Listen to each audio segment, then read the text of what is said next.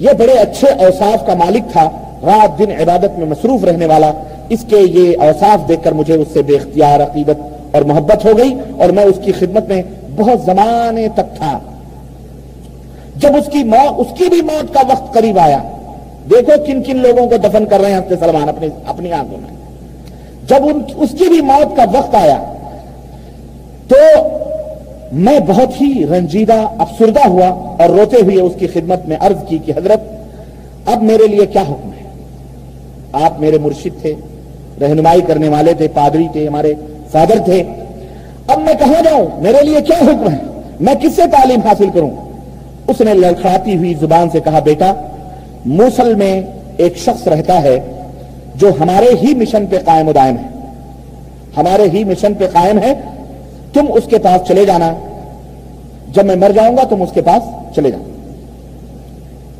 چنانچہ جب یہ میرا مذہبی رہنما فوت ہو گیا تو میں تجہیز و تدفین سے فارغ ہو کر اس چرچ کو چھوڑا اور سیدھا موصل جو شام ہی کا ایک شہر ہے وہاں میں پہنچ گیا، اور وہاں گیا، اس شخص سے ملاقات کی جس کے متعلق میرے اس مرشد نے بتایا تھا۔ میں نے اپنا تعارف کرایا، تعارف کرانے کے بعد عرض کی کہ مجھے فلاں پادری نے مرنے سے پہلے وصیت کی تھی کہ میں آپ کی خدمت میں حاضر ہوں، حاضر ہو کر مذہبی تعلیم حاصل کروں، اور انہوں نے آپ کے متعلق مجھے یہ بھی بتلایا تھا کہ وہ آپ ان کے مشن پر قائم ہیں، آپ ان کے مشن پر قائم ہیں۔ وہ میری باتوں سے بہت متاثر ہوا اور اپنے پاس رہنے کا اس نے مجھے بخوشی اجازت دے دی کہ ٹھیک ہے تم ہمارے پاس رہ سکتے ہو۔ میں نے اس پادری کو بھی بہت بہتر پایا اور بہت اچھا پایا، یہ بھی پہلے مذہبی رہنما کی طرح زاہد، عابد، متقی اور خدا ترس انسان تھا۔ ایک بات آپ دیکھیں کہ پادری جو اچھا ہے وہ ان کو اسی چرچ میں رہنے کا حکم نہیں دے رہا ہے، بلکہ اپنے ہی کسی دوست کی طرف رہنمائی کر رہا ہے، اور کیا کہہ رہا ہے؟ تم فلاں کے پاس جانا، کیوں؟ اس لیے کہ وہ میرے مشن پر کام کر رہا ہے۔ یعنی جو چرچ میں دوسرے ٹائپ کے لوگ تھے وہ اس کے مشن پہ، بولو ہاں، یہ کچھ خاص قسم کے بندے تھے اللہ کے، جو غالباً حضرت عیسیٰ علیہ السلام کے دین پر قائم و دائم تھے، گھٹالے والے نہیں تھے، یہ ہے نا۔ اسی لیے تو اس نے اس کی طرف احالہ کیا کہ تم وہاں چلے جانا، ادھر ادھر نہیں جانا، بلکہ اس بندے کے پاس جاؤ گے تم تو تمہیں یہ حق بات مل سکتی، ورنہ وہاں تو اور بھی ہیں عبادت خانے اور بھی چرچ تھے، لیکن اس نے خصوصیت کے ساتھ اسی کے پاس بھیجا، کیوں؟ اور کہا وہ میرے مشن پہ قائم ہے، اسی کے پاس جانا۔ اور حضرت سلمان نے بھی اطمینان کیا کہ انہوں نے مجھے یہ بھی بتلایا تھا کہ آپ ان کے مشن پر کام کر رہے ہیں۔ اس نے کہا ہاں میں کر رہا ہوں، تب کہا ٹھیک ہے میں تمہارے پاس آؤں۔ یعنی اس نے مرے ہوئے آدمی کا حوالہ دیا کہ آپ بھی اسی کے ایمان اور عقیدے پہ قائم و دائم ہیں۔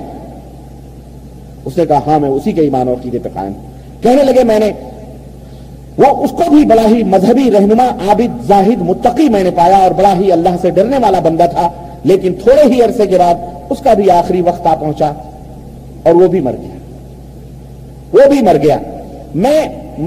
اس کا بھی آخری وقت آ پہنچا اور میں افسردہ ہو کر کپاتے ہوئے ہونٹوں سے میں نے عرض کیا کہ حضرت آپ جانتے ہیں کہ میں کس تلاش میں نکلا ہوں اپنے گھر سے، میں حق کا متلاشی ہوں، میں اللہ کو ڈھونڈ رہا ہوں، اللہ کے صحیح دین کی تلاش میں ہوں۔ میں ناز و نعم کی زندگی کو چھوڑ کر، میں نے پھولوں کی سیج کو چھوڑ کر یہ کانٹوں کی وادیوں کو کیوں اختیار کیا ہے، میں نے اس میں کیوں قدم رکھا ہے، آپ جانتے ہیں حضور۔ اب آپ کا آخری وقت ہے، اب میرے لیے کیا حکم ہے، میں کدھر جاؤں اور کہاں کا رخ کروں اور کسے اپنا رہنما اور رہبر سمجھوں اور کس سے یہ مذہبی تعلیم حاصل کروں؟ اس نے میری معصومانہ حالت کو دیکھ کر کپکپاتے ہوئے ہونٹوں اور لڑکھڑاتی ہوئی زبان سے ارشاد فرمایا کہ بیٹا نصیبن نامی بستی ہے، نصیبن نامی بستی ہے، وہاں بستی میں فلاں آدمی ہے جو میرا دوست ہے، اس کے پاس جاؤ، وہ ہمارے مشن پر قائم ہے۔ دیکھیں یہ بھی وہی وصیت کر رہا، یہ بھی وہ ہمارے مشن پر قائم ہے، اسے میرا سلام کہنا اور بتلانا کہ میں نے تمہیں اس کے پاس بھیجا ہے۔ خصوصی لوگ ہیں یہ اس دور کے میں سمجھتا ہوں وہاں بھی رہے ہوں گے، ہاں اکیلے اکیلے بستیوں میں بیچارے اپنے اپنے لوگوں کے۔ اب آپ یہاں ہیں، آپ کہیں بھی کراچی میں ہمیں کوئی نام بتلائیں کہ ربانی صاحب جو آپ کے دین کی طرح جیسا آپ یہاں تبلیغ کر رہے ہیں, دعوت دے رہے ہیں, کراچی میں بتلائیں کہ کوئی ایسا بندہ ہو تو میں کس کا نام بتاؤں؟ میں کہوں گا آپ وہاں کراچی جانا, پروفیسر عبداللہ ناصر رحمانی حفظہ اللہ وہاں کے کراچی کے رہنے والے ہیں, آپ ان سے جا کے ملنا. وہ جس دین کا پرچار کر رہے ہیں, جس دین کی تبلیغ کر رہے ہیں, اسی دین اور اسی فکر پر بندے ناچیز بھی. میں مر گیا, اب جائیں گے تو ان سے کہیں گے معراج ربانی نے آپ کے بارے ایسی ایسی بات کہی ہے پروفیسر صاحب, تو وہ کہیں گے ہاں صحیح, خلاص تو بات وہ ایکسپٹ کر لیں. ورنہ کراچی میں تو بہت سارے لوگ ہے کہ نہیں. بامبے آپ گئے, آپ نے بامبے میں پوچھا بامبے میں کوئی بتا, میں نے کہا وہاں کے امیر ہیں مولانا عبدالسلام صاحب سلفی, آپ ان کے پاس جائیں, ان سے ملیں. مولانا عبدالحق صاحب سلفی, ان کے پاس جائیں ملیں. یہ وہ لوگ, تو یہ تزکیے کی بات ہوتی ہے, اسی کو کہتے ہیں توصیہ اور تزکیہ. پہلے زمانے میں لکھاوٹ نہیں ہوتی تھی, زبان سے ہی ایک دوسرے کو سمجھا جاتا تھا, تو اس طرح سے وہاں تزکیہ دیا جاتا تھا.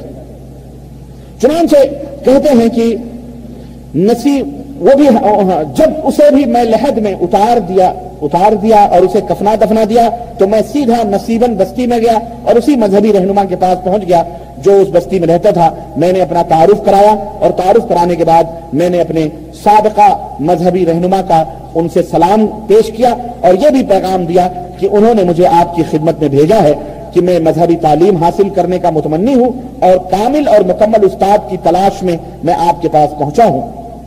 اس نے میری باتیں سن کر بڑی خوشی کا اور مسرت کا اظہار فرمایا, اور حصول علم کے لیے اپنے پاس رہنے کی اجازت بھی دے دی.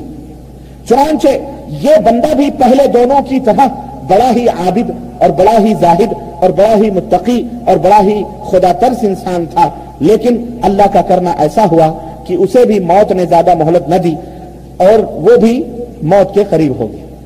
یہ کتنے ہوئے؟ یہ تیسرا ہوا نا, چوتھا ہوا. اسے بھی موت نے مہلت نہ دی. جب اس کی موت کا وقت قریب آیا تو میں نے افسردگی کے عالم میں ان کے سرہانے بیٹھ کر عرض کی کہ حضرت آپ میری تمنا کو جانتے ہیں, اب میرے لیے کیا حکم ہے؟ اپنے درد کا حال کسے سناؤں, کسے رہنما بناؤں, اور اب کون میرے زخموں پر مرہم لگائے گا؟ اس نے میری کیفیت دیکھ کر بڑے ہی پیار اور بڑے ہی مشفقانہ انداز میں کہا, بیٹا عموریہ نام کی ایک بستی ہے, اس بستی میں فلاں آدمی کے پاس جاؤ, وہ میرا دوست ہے اور وہ ہمارے مشن پر قائم ہے. یہ دیکھیں ہر ایک وہی حوالہ دے رہا ہے. پہلے والے نے بھی کہا فلاں جگہ جاؤ ہمارے مشن پہ قائم ہے, دوسرے والے نے بھی کہا فلاں جگہ جاؤ ہمارے مشن پہ قائم ہے, تیسرے والے نے کہا فلاں جگہ جاؤ وہ بھی ہمارے مشن پہ قائم ہے, یہ چوتھا والا بھی کہہ رہا فلاں جگہ جاؤ ہمارے مشن پہ قائم. کہتے ہیں کہ تجہیز و تدفین سے فارغ ہو کر میں اس کے پاس چلا گیا اور وہاں میں نے اپنا تعارف کرایا. تعارف کرانے کے بعد سابقہ مذہبی رہنما کا پیغام اسے سنایا تو اس نے مجھے اپنے پاس رہنے کی اجازت دے دی. تعلیم کے ساتھ ساتھ یہاں مجھے کاروبار کے مواقع بھی میسر آئے اور میں کاروبار بھی کرنے لگا, اور کاروبار میں بھی بڑی برکت ہوئی جس سے بہت سی گائیں اور بکریاں میرے پاس جمع ہو. لیکن قدرت کا کرنا ایسا ہوا کہ انہیں بھی زیادہ مہلت نہ ملی اور موت نے انہیں بھی آ کے گھیرا. موت نے انہیں بھی آ کے گھیرا اور ان کا بھی وقت قریب آیا تو میں نے حسب معمول ان سے بھی عرض کی کہ حضرت اب میرے لیے کیا حکم ہے, اب میرے لیے کیا حکم ہے. اس نے مجھے یہ بات بتلائی اور کہنے لگا کہ بیٹا سنو. اس نے کیا بات بتلائی؟ اس نے کہا بیٹا اللہ کی قسم زمین پر سنو غور سے سننا ذرا اس بات کو, اس پادری کی نصیحت کو, کہ بیٹا اللہ کی قسم روئے زمین پر اب کوئی ایسا آدمی باقی نہیں رہا جو ہمارے مشن پر قائم ہو دائیں. یہ وہ خالص لوگ تھے جو دین عیسیٰ علیہ السلام کے دین پر چرچوں میں بیٹھے رہتے تھے. کیا کرتے اس طرح سے اپنی دعوت اور تبلیغ, ورنہ عیسائی تو بہت عیسائی بولو, لیکن یہ خالص مذہبی لوگ. اب اس نے کہا اب روئے زمین پر کوئی ایسا باقی نہیں جو ہمارے مشن پہ قائم ہو. لیکن سرزمین عرب میں, اب دیکھو یہاں راز فاش کر رہا, وہ سرزمین عرب میں ایک نبی پیدا ہونے والا ہے. اللہ اکبر, اللہ اکبر. سرزمین عرب میں ایک نبی مبعوث ہونے والا ہے جو دین ابراہیمی لے کر کے آئے گا, ابراہیم کا دین لے کے آئے گا. پھر وہ اپنے وطن سے ایک ایسے علاقے کی طرف ہجرت کرے گا جہاں سیاہ کالے سوکھے پتھروں کے درمیان کھجوروں کے باغات ہوں گے. کالے سوکھے پتھروں کے درمیان کھجوروں کے, آج بھی مدینے کے اندر جاؤ، کالے کالے چھوٹے چھوٹے پتھر آپ کو مدینے سے باہر نکلتے ہی پوری نظر آئے گا، کالے کالے پتھر وہاں ملیں گے چھوٹے چھوٹے۔ اس نے کہا وہاں وہ ہجرت کرے گا، سنو، اور اس کی چند ایک نشانیاں بھی میں تمہیں بتلائے دیتا ہوں۔ اس کی چند ایک نشانیاں ہیں، اور وہ یہ ہیں کہ وہ ہدیہ تو لے گا لیکن صدقے کی چیز نہیں کھائے گا، ہدیہ قبول کرے گا، صدقے کی چیز نہیں کھائے گا، اور اس کے کندھوں کے درمیان مہر نبوت ہوگی۔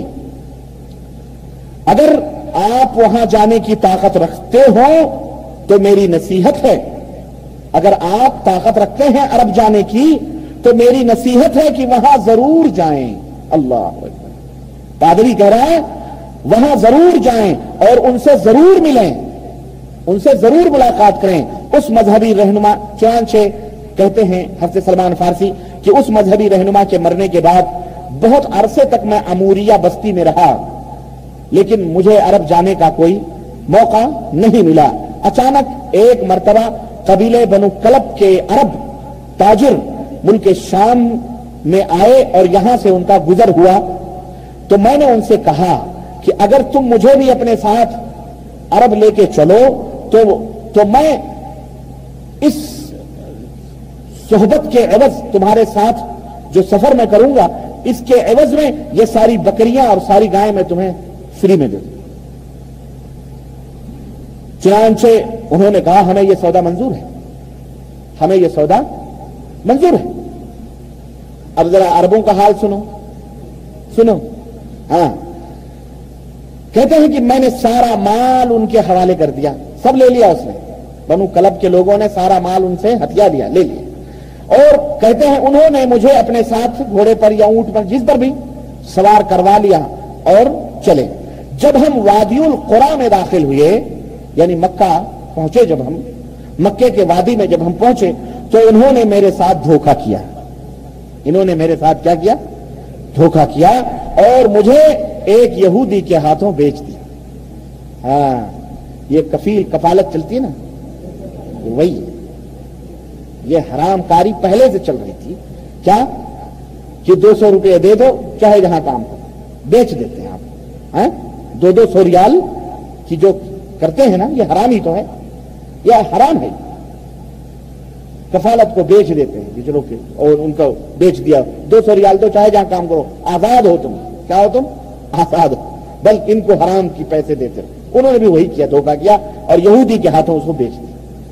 سوچو، مال لیا تھا، پیسے لیے تھے، سارے گائے بکریاں سب ہضم کر کے، اور جا کے یہاں عرب میں بیچارہ بے زبان، اس کو فارسی نسل، اس کو زبان میں معلوم، سلمان فارسی، اب گونگا بہرا کسی کے حوالے کر دیا تو کیا کرے؟ کہتے بیچ دیا یہودی کے ہاتھوں۔ لیکن میرے بھائی، میرے عزیز، ایک بات بتلاؤں، ان سب میں مصلحت ہے، یہ سب اللہ عز و جل کوئی نہ کوئی راستہ نکالتا ہے۔ مجھے مجبوراً ان یہودیوں کی غلامی میں رہنا پڑا، اور ایک عرصہ گزر گیا رہتے رہتے۔ کچھ زمانے، کچھ عرصے کے بعد بنو قریظہ میں سے اس یہودی کا جو میرا باس تھا یا جو میرا مالک تھا، اس یہودی کا چچا زاد بھائی بنو قریظہ سے ملنے کے لیے آیا۔ یہ بنو قریظہ کہاں تھے معلوم ہے آپ کو؟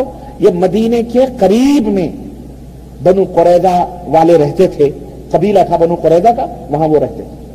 وہاں سے مکہ اپنے چچیرے بھائی سے ملنے کے لیے وہ آیا بنو قریظہ سے، تو اس نے مجھے دیکھا اور مجھے اس نے خرید لیا، تندرست توانا تھا میں، اس نے مجھے خرید لیا اور اپنے ساتھ یثرب لے کے چلا گیا۔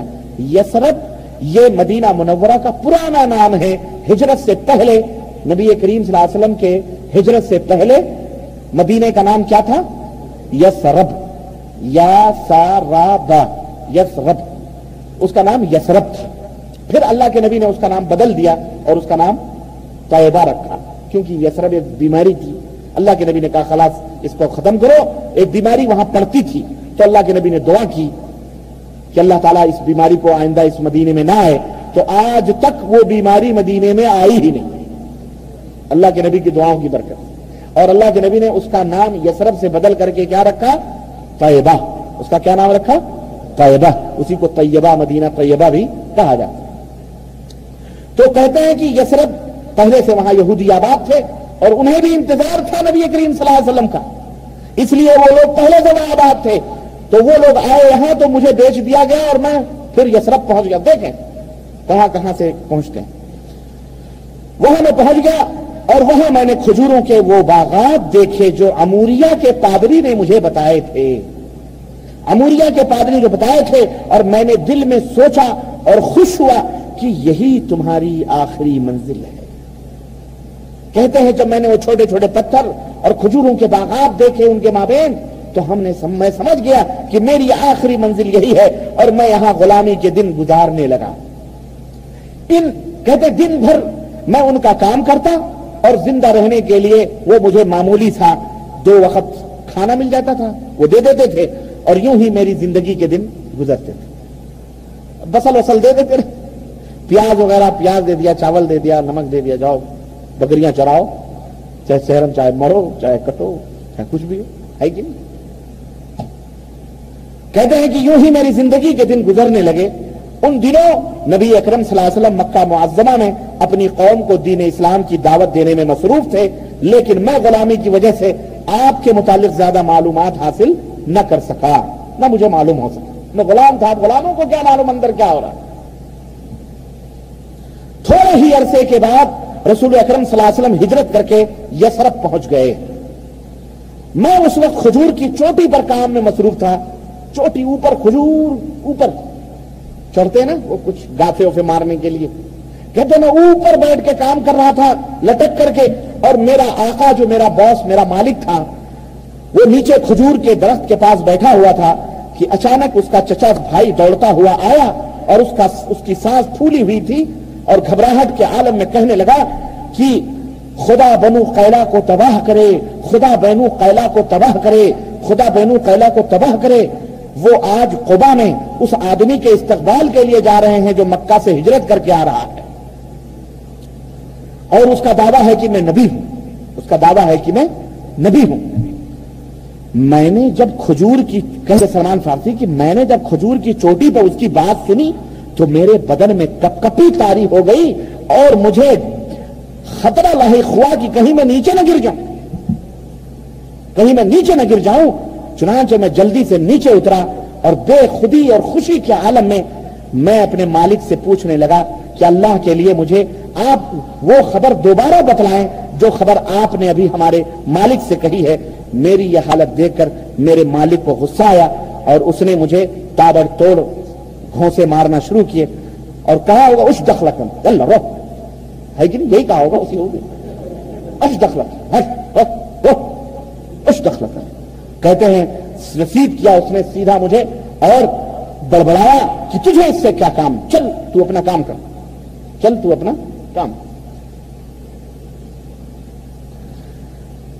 कहते हैं कि जब शाम का वक्त हुआ तो दिन तो गवर्नमेंट की, रात अपनी। वे दिन तो नौकरी करते हैं, मजबूर हैं, लेकिन रात अपनी। हंसते सलमान फारसी कहते हैं जब शाम का वक्त हुआ तो मैंने खजूरों का थैला जो तोड़ा था थोड़ा बहुत बगल में लिया और नबी करीम सल्लल्लाहु अलैहि वसल्लम को तलाश करने के लिए निकला। अल्लाह, ये दिल की मुराद है जो वहां पूरी हो रही। कहते हैं तलाश करते करते मैं वहां पहुंच गया जहां रसूल अकरम सल्लल्लाहु अलैहि वसल्लम तशरीफ रखते थे, जलवा फरमाते। मैं आपकी खिदमत में हाजिर हुआ और मैंने अर्ज की कि मुझे ये पता चला है कि आप एक सालेह और खुदा तरस इंसान हैं, अल्लाह से डरने वाले हैं, और आपके हमराह कुछ मुसाफिर साथी भी हैं। अब देखें ऐसे नहीं कि फलाने पीर साहब आएंगे, फलानी जगह खड़े रहेंगे तो जाना, वहां जाके उनको सलाम करना, उनसे बैत हो जाना, और पहुंच गए तो देखा कि कोई खड़ा हुआ, वहीं सजदा कर लिया आपने। नहीं, तहकीक करो। क्या करो? अब सलमान फारसी का तहकीकी दौर शुरू हो रहा है। यह नहीं कि जज्बात में आप नेक आदमी है, चलो खलास पांव पकड़ के अब हमको बैत कर लो, हम मुसलमान। नहीं, सुनो, अब इम्तिहान ले रहे हैं। कौन सा इम्तिहान? पहला निशानी, पहली तो उन्होंने समझ ली कि छोटे छोटे सूखे पत्थरों के माबैन खजूर होंगे। दूसरी निशानी, कहते खजूर लेके गए थे रखने के लिए, کہتے ہیں آپ کے ساتھ کچھ مسافر بھی ہیں، میں نے سنا ہے آپ نیک آدمی ہیں، صالح آدمی ہیں، تو میرے پاس یہ صدقے کی کھجوریں ہیں، یہ آپ لیجئے اور کھائیے اور لوگوں کو کھلائیے۔ میں نے وہ پیش کر دی، میں اس پیش کرنے کے لیے حاضر ہوا ہوں۔ کہتے ہیں میں یہ کھجوریں پیش کرنے کے لیے حاضر ہوا ہوں۔ حضرت سلمان فارسی کہتے ہیں کہ نبی کریم صلی اللہ علیہ وسلم نے وہ کھجوریں لی اور اپنے ساتھیوں سے ارشاد فرمایا کہ ساتھیوں آؤ اور یہ کھجوریں کھاؤ، اور میں نے دیکھا کہ نبی کریم صلی اللہ علیہ وسلم اپنا ہاتھ روک کر کے بیٹھے، آپ نے نہیں کھایا، آپ نے اس میں سے کوئی کھجور نہ کھائی، تو میں نے اپنے دل میں کہا یہ ایک نشانی تو پوری ہوئی، یہ ایک نشانی تو پوری ہوئی۔ پھر میں واپس چلا آیا۔ یہ ہے تحقیق، اس کو کیا کہتے ہیں؟ تحقیق۔ دین کو بھی حاصل کرو تو کیسے؟ بولو، تحقیق کے ساتھ۔ کوا کان لیا جا رہا ہے تو کان ڈھونڈو پہلے، کان تمہارا ہے کہ نہیں، انہی کی کوے کے پیچھے دوڑو۔ اور آج کے دور میں جو باطل پرست کفر شیطانیت جو چل رہی ہے، ایسے ماحول میں تو آپ کو مزید تحقیق کی ضرورت ہے۔ ہم جو بولیں اس کی بھی تحقیق کرو، کوئی بھی بولے اس کی تحقیق کرو، کوئی بھی بولے، ایک نہیں 10 آدمی سے پوچھو، کتنے آدمیوں سے حق تلاش کر کر کے بیچارے پہنچے ہیں۔ حضرت سلمان فارسی رضی اللہ تعالیٰ عنہ سنو، کہتے ہیں میں واپس آ گیا اور دوسرے دن اور کھجوریں لی اور نبی صلی اللہ علیہ وسلم کی خدمت میں حاضر ہو گیا اور عرض کی کہ چونکہ آپ صدقہ نہیں کھاتے اس لیے یہ آپ کے لیے کچھ کھجوریں بطور ہدیہ ہیں، یہ آپ لے لیجئے۔ چنانچہ جب میں نے آپ کی خدمت میں وہ کھجوریں پیش کی تو آپ نے تحفہ قبول کیا اور خود بھی آپ صلی اللہ علیہ وسلم نے کھایا اور صحابہ کرام کو کھلایا۔ تو میں نے دل میں سوچا کہ یہ دوسری نشانی پوری ہوگی، یہ دوسری نشانی پوری ہوگی۔ اب باقی رہی تیسری۔ کہتے ہیں پھر میں لوٹ آیا اور پھر میں تیسری مرتبہ نبی کریم صلی اللہ علیہ وسلم کی خدمت میں حاضر ہوا۔ اس دفعہ آپ جنت البقیع میں اپنے کسی صحابی کی تدفین کے سلسلے میں تشریف فرما تھے، دفن کرنے کے لیے قبر وغیرہ کھدوا رہے تھے اور وہاں موجود تھے۔ اس وقت میں نے دیکھا کہ آپ نے ایک چادر پہنی ہوئی ہے اور ایک چادر آپ نے اپنے کندھے کے اوپر ڈالی ہوئی ہے، 2 چادریں آپ نے زیبتن کی ہوئی ہیں۔ میں نے سلام کیا اور پھر میں آپ کی مہر نبوت دیکھنے کی کوشش میں لگا ہوا تھا جو اموریہ کے پادری نے مجھے بتلائی تھی کہ وہ نبی جو ہوگا اس کے دونوں کندھوں کے درمیان نبوت کی نشانی ہوگی، مہر ہوگی نبوت کی۔ تو میں آپ کے ارد گرد گھومنے لگا، اللہ کوشش میں تھا کہ کسی طرح سے میں وہ نشانی دیکھوں، لیکن چونکہ وہ چادر کندھے پہ پڑی ہوئی تھی اس لیے مجھے وہ چیز نشانی دکھائی نہیں دے رہی تھی۔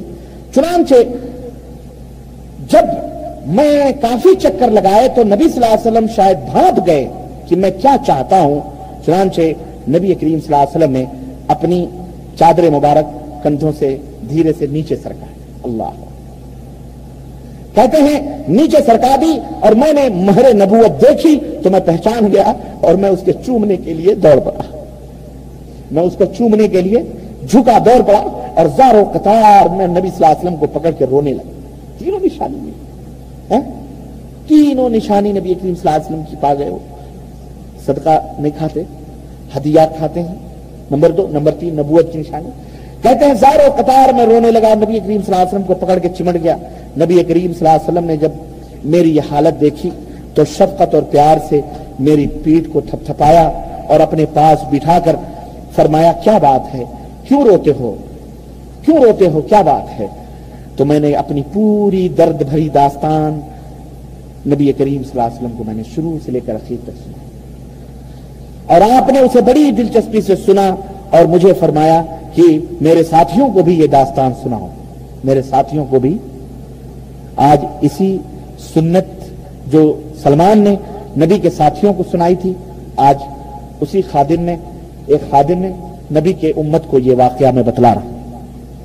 کیوں؟ اس واقعے میں بڑی عبرتیں اور بڑی نصیحتیں، اسی سنت کو زندہ کرتے ہوئے اس واقعے کو آپ کی خدمت میں رکھ رہا ہوں جو سلمان رضی اللہ تعالیٰ عنہ نے اپنے نبی کے صحابہ کو سنائی تھی۔ کہہ رہے ہیں یہ داستان انہیں بھی سناؤ۔ میں نے انہیں اپنی تمام داستان سنائی، ان میں لوگ بڑے خوش ہوئے اور میں نے بڑی محنت کے بعد اور بڑی جستجو کے بعد میں اپنی منزل کو پا لیا، بڑی محنتوں کے بعد۔ سلام ہو حضرت سلمان فارسی پر جس دن وہ حق کی تلاش کے لیے گھر سے نکلے، سلام ہو حضرت سلمان فارسی پر جس دن انہوں نے حق کو پہچانا اور پختہ یقین کے ساتھ ایمان لے آئے، اور سلام ہو حضرت سلمان پر جس دن آپ فوت ہوئے اور جس دن انہیں انشاءاللہ اللہ زندہ بنا کر کے اٹھائے گا۔ میرے بھائیوں، میرے عزیز و دوستو، حضرت سلمان فارسی رضی اللہ تعالیٰ عنہ کے تعلق سے احادیث میں بڑے فضائل وارد ہوئے ہیں۔ ایک دفعہ نبی کریم صلی اللہ علیہ وسلم سے کہنے لگے، اللہ کے نبی، میں نے تو اپنے کسی باپ کو میرا کوئی باپ نہیں جو اسلام میں ہو۔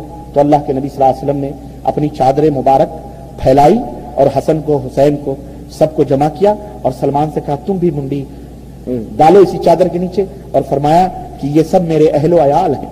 اللہ، حضرت سلمان کو کیا کہا؟ یہ میرے اہل و عیال ہیں، یہ میرے خاندان کے لوگ۔ اللہ کے رسول صلی اللہ علیہ وسلم فرماتے ہیں کہ صحابہ کے جو ہے میرا یہ سلمان فارسی کبھی بھی کوئی ایسا موقع نہیں تھا کہ جہاں نبی کریم صلی اللہ علیہ وسلم اکیلے رہے ہوں اور حضرت سلمان کو انہوں نے چھوڑ دیا۔ حضرت سلمان ہمیشہ ان کے ساتھ رہا کرتے تھے۔ ایک دفعہ کسی بات پر کچھ صحابہ سے کچھ تو میں ہو گئی تو نبی کریم صلی اللہ علیہ وسلم نے ان سے، اور حضرت سلمان ناراض ہو گئے، وہ بھی ناراض ہو کے چلے گئے، تو اللہ کے نبی نے کہا کہ تم نے سلمان سے جھگڑا کر کے تم نے سلمان کو نہیں ناراض کیا ہے بلکہ اللہ کو ناراض کیا ہے، جاؤ سلمان سے معافی۔ یہ تھی نبی کریم صلی اللہ علیہ وسلم کی شفقت اور محبت حضرت سلمان فارسی رضی اللہ تعالی عنہ کے ساتھ۔ میرے عزیز، میرے دوست، بڑی عبرتیں ہیں اس واقعے میں، اپنے بچوں کو، اپنی بیویوں کو، آنے والی نسلوں کو اس بطل جلیل اور اس بہادر صحابی رسول اور اس جویائے حق کے عظیم شہسوار کے اس واقعے کو آپ اپنے بچوں کو اور سب کو آپ سنائیں، بتائیں، اور اس طرح کے واقعات موجود ہیں کتابوں کے اندر، آپ اس کو پڑھیں، انشاءاللہ تعالی اس سے بہت بڑی روشنی اور بہت ہدایتیں اور بہت تعلیمات ہمیں اور آپ کو ملتی ہیں۔ حضرت سلمان فارسی جیسا کہ میں نے بتلایا کہ بہت بڑے عابد اور بہت بڑے زاہد اور بہت بڑے عقل مند تھے۔ نبی کریم صلی اللہ علیہ وسلم نے فرمایا سلمان کے کندھے پر ہاتھ رکھ کر کے کہ سلمان وہ ہے کہ ایک دن اس کی نسل میں ایسے لوگ پیدا ہوں گے کہ اگر علم آسمان پر ہو، ثریا پر ہو، وہاں سے بھی وہ علم لے کر کے آئیں گے۔ حضرت سلمان فارسی بہت بڑے عقل مند، بہت بڑے عالم تھے اور مدینے کے اہل علم میں ان کا شمار ہوتا تھا۔ چنانچہ صحابہ کہتے ہیں کہ سلمان کو اگلے اور پچھلے تمام علوم کا پتہ تھا، وہ علم کا ایک سمندر تھے۔ چار شخصیتیں تھیں، عبداللہ ابن مسعود اور ایک ہستے عبداللہ ابن سلام جو یہودی تھے اور یہودی کے بعد مسلمان ہوئے تھے، اور یہ مجوسی تھے حضرت سلمان فارسی، اس سے مسلمان ہوئے تھے۔ تو اول اور آخر کا مطلب یہی تھا کہ پہلے بھی دین کو کے جانکار وہ ہیں اور جس دین میں آئے ہیں آخر میں اسلام میں اس دین کے بھی جانکار ہیں، اس لیے انہیں دونوں دینوں کا اچھی طرح سے پتہ ہے۔ تو ہم میں سب سے زیادہ عالم اور سب سے بڑے عالم سلمان فارسی۔ تو اس طرح سے میرے عزیزوں، میرے بھائیوں، حضرت سلمان فارسی رضی اللہ تعالی عنہ سن 34 ہجری کے اندر دور عثمانی میں حضرت عثمان غنی رضی اللہ تعالی عنہ کے زمانے میں آپ کی وفات ہوئی سن 34 یا سن 35، لیکن سن 34 ہجری میں تقریباً 350 برس یا 250 برس کی عمر پا کر کے وہ اللہ کو پیارے ہوئے۔ اللہ تعالیٰ ان کی قبر کو نور سے منور فرمائے، اور اللہ تبارک و تعالیٰ ایسے ہی مقدس اور محترم معزز صحابہ کرام کے نقش قدم پر ہمیں اور آپ کو چلنے کی توفیق عطا فرمائے، اور ہم سب کو کتاب و سنت پہ چلنے کی توفیق عطا فرمائے۔ آمین یا رب العالمین۔ وصلی اللہ علی نبینا محمد وعلی آلہ وصحبہ اجمعین۔ والسلام علیکم ورحمۃ اللہ وبرکاتہ۔